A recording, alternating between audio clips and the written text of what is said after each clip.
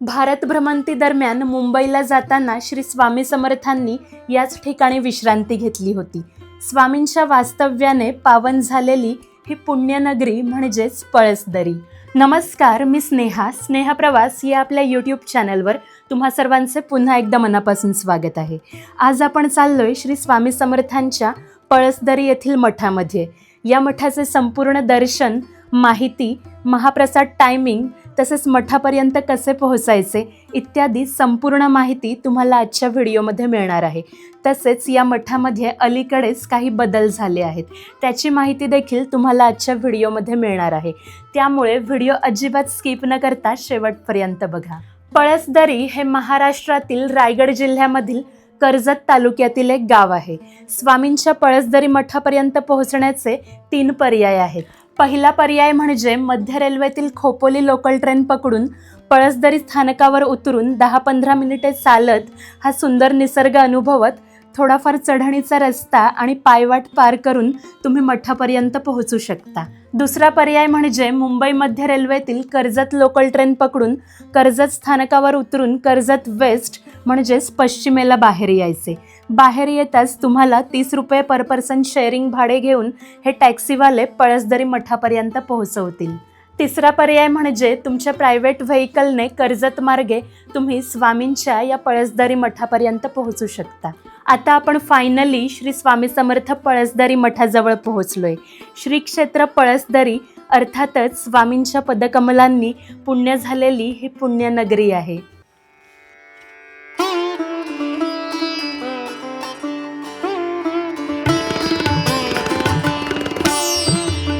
मठाच्या आवारात प्रवेश करताच उजव्या बाजूला सर्वांसाठी विनामूल्य मोफत असे चप्पल स्टँड दिसते. तिकडे चपला काढून आपण आता मठामध्ये प्रवेश करूयात. आत प्रवेश करताच स्वामींना अर्पण करण्यासाठी फुले, हार, नारळ असे पूजेच्या साहित्यांची दुकाने दिसतात. आता या मठामध्ये स्वामींचे दर्शन योग्य पद्धतीने कसे घ्यायचे हे मी तुम्हाला स्टेप बाय स्टेप दाखवणार आहे. त्यामुळे व्हिडिओ अजिबात स्किप न करता शेवटपर्यंत बघा. सर्वप्रथम या ठिकाणी हातपाय धुवून घ्यावेत. त्यानंतर डाव्या बाजूला ज्यांनी हा मठ बांधलाय त्या तीर्थरूप दादा दरेकरांची समाधी आहे. तिकडे वंदन करून पुढे जायचे. त्यापुढेच एका औदुंबर वृक्षाखाली श्री स्वामी समर्थांची अतिशय सुरेख उत्सव मूर्ती आहे. तिकडे दर्शन घ्यायचे. चेहऱ्यावर स्मितहास्य असलेली स्वामींची ही मूर्ती खूपच लोभस आहे. स्वामींना वंदन करून या औदुंबर वृक्षाला 11 प्रदक्षिणा घालून पुढे गाभाऱ्यात दर्शनाला जायचे.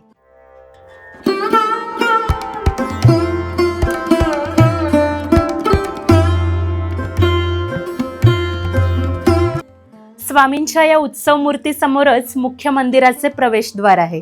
मंदिरात जाण्यासाठी हे बॅरिकेड्स पार करून रांगेमध्ये उभे राहावे लागते. आम्ही या शनिवारी 20 जूनला या मठामध्ये आलो होतो.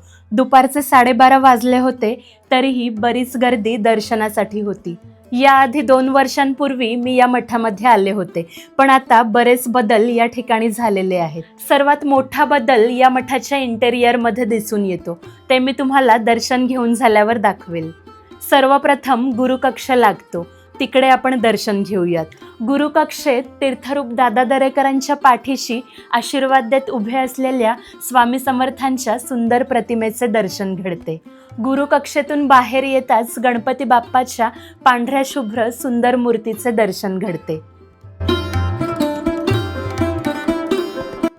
आता आपण गाभाऱ्यात आलोय. गाभाऱ्यात श्री स्वामी समर्थांची सुंदर प्रतिमा आणि त्यासमोर स्वामींच्या चांदीच्या मूर्तीचे दर्शन घडते. स्वामींचे मनोभावे दर्शन घेऊन गाभाऱ्याला एक प्रदक्षिणा घालून बाहेर यायचे. बाहेर येताच उजव्या बाजूला करकटावर ठेवून उभ्या असलेल्या विठुरायाच्या रूपात स्वामी माऊली भक्तांना दर्शन देताना दिसते. त्या बाजूलाच स्वामी समर्थांचे शेजघर आहे. खूपच पवित्र अशी ही जागा आहे. पलंगावर स्वामींची मूर्ती आणि फोटो या ठिकाणी आहे. शेजघरात दर्शन घेऊन पुढे येताच एक तळघर दिसते. तिकडे ध्यानधारणा केंद्र आहे. प्रचंड शांतता या ठिकाणी असते. स्वामींची मोठी मूर्ती या ध्यानधारणा केंद्रात असून इथे बसून स्वामींचे नामस्मरण, ध्यान तुम्ही करू शकता. आता मी तुम्हाला या मठाचे सभामंडप दाखवते. अलीकडेच मठाचे इंटेरियर लाइटिंग्स खूप सुंदररित्या सजवण्यात आले आहे. स्वामी भक्त मोठ्या संख्येने मठात आलेले असले तरीही एक वेगळीच शांतता या ठिकाणी जाणवते. स्वामींच्या सकारात्मक ऊर्जेने मनाला सर्व समस्यांना सामोरे जाऊन उंच भरारी घेण्याचे बळ मिळते.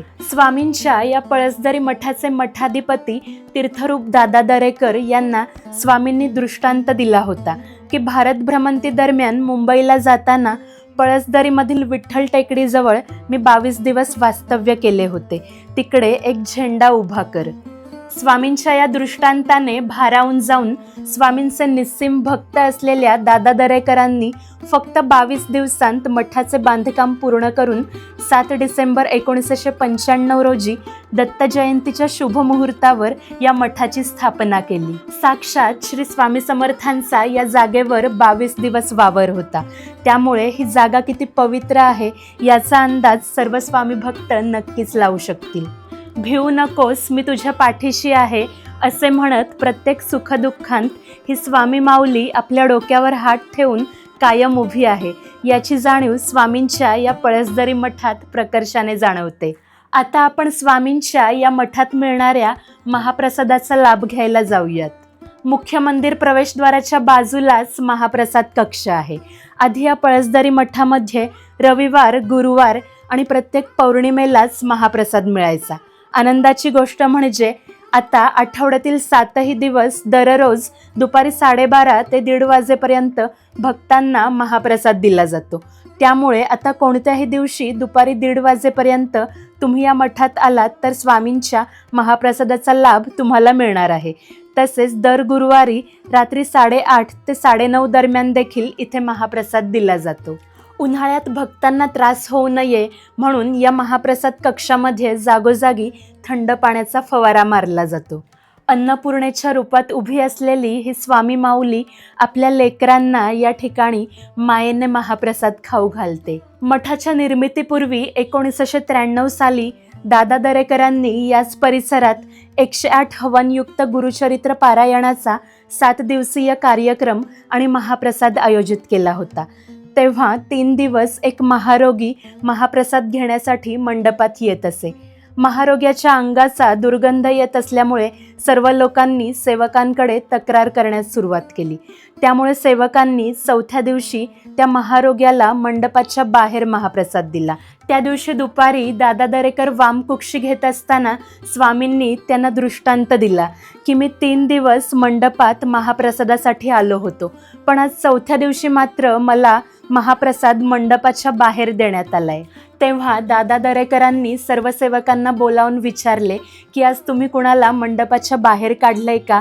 तेव्हा सेवकांनी घडलेला प्रकार दादांना सांगितल्यावर सर्वांना कळून चुकले की तो महारोगी दुसरा तिसरा कोणी नसून साक्षात श्री स्वामी समर्थ होते. चला तर आता आपण स्वामींच्या महाप्रसादाचा लाभ घेऊयात.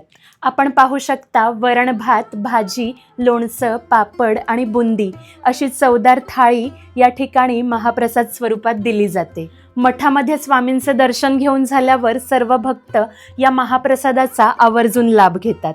या मठाची प्रसिद्धी महाराष्ट्रात सर्वत्र पसरल्यावर मुंबई आणि इतर भागांतून अनेक स्वामी भक्त दररोज इथे येत असतात. मठाच्या परिसरात हॉटेल्स किंवा खाण्याची सोय नाहीये. भक्तांची गैरसोय होऊ नये म्हणून आता दररोज दुपारी इथे महाप्रसाद दिला जातो. हा महाप्रसाद दररोज सर्वांना मोफत दिला जातो. महाप्रसाद घेऊन झाल्यावर सर्व भक्त स्वतः आपापले ताट आणि ग्लास या ठिकाणी धुतात. ही खरंच खूपच छान संकल्पना आहे. एक पवित्र वटवृक्ष या ठिकाणी आहे. पिण्याच्या पाण्याची उत्तम सोय या मठामध्ये जागोजागी करण्यात आली आहे. तसेच आपल्या लहान बाळांना घेऊन येणाऱ्या स्त्रियांसाठी हिरकणी कक्ष देखील या ठिकाणी आहे. मठाच्या परिसरात एक भला मोठा कृत्रिम सुंदर असा वटवृक्ष साकारण्यात आलाय. या वटवृक्षाच्या खोडात शंकर महाराजांचे दर्शन आपल्याला घडते. अक्कलकोटला वटवृक्ष मंदिरात जशी स्वामींची रुद्राक्षांनी बनवलेली मोठी प्रतिमा आहे, अगदी तशीच लहान प्रतिमा या ठिकाणी लावण्यात आली आहे. मठापासून पळसदरी स्टेशनला चालत जावे लागते, कारण थोडीफार चढण आणि पायवाटेचा हा रस्ता आहे.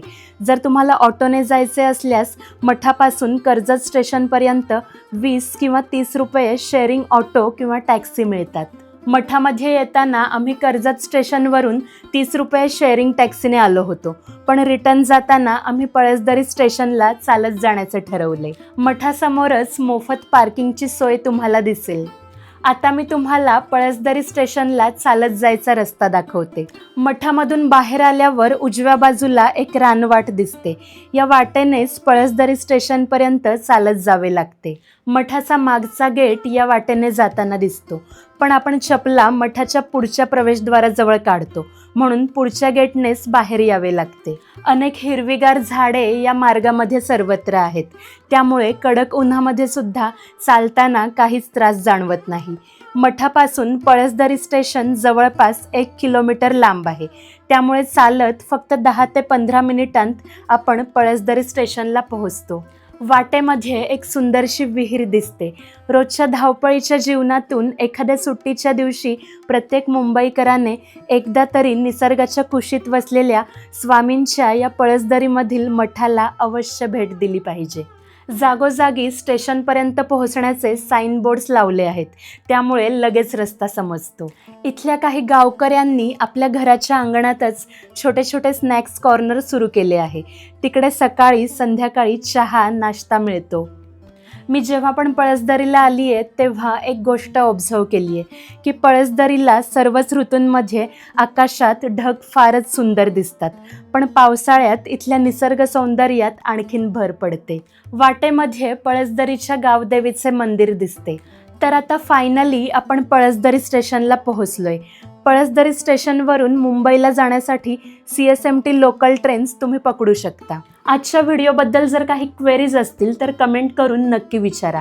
तसेच व्हिडिओ कसा वाटला हे देखील कमेंट करून जरूर कळवा. शेवटपर्यंत व्हिडिओ बघितल्याबद्दल सर्वांचे मनापासून आभार. व्हिडिओ आवडल्यास व्हिडिओला लाईक आणि चॅनलला सबस्क्राईब जरूर करा.